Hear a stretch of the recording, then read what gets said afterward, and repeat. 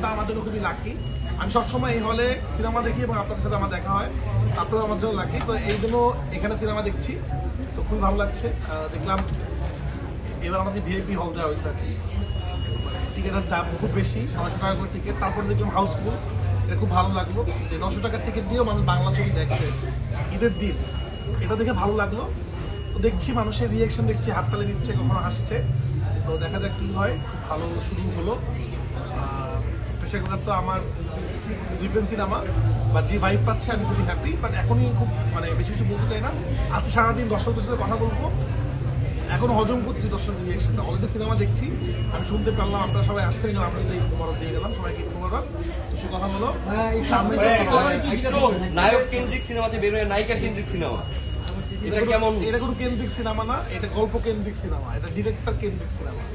এখানে নায়ক কেন্দ্রিক নায়িকা কেন্দ্রিক কোনো গল্প নাই। এই ছবিটা একটা গল্প কেন্দ্রিক ছবি, গল্প এটার সব নায়ক এবং নারীরা এই ছবিকে ডমিনেট করছে। আপনার সিনেমা দেখলে বুঝবেন এই সিনেমাতে অনেক কিছু আছে যেটা আমরা এখন ছাড়ি নাই, আমরা হলে গিয়ে দেখছি, আপনার হলকে জিজ্ঞেস করবেন।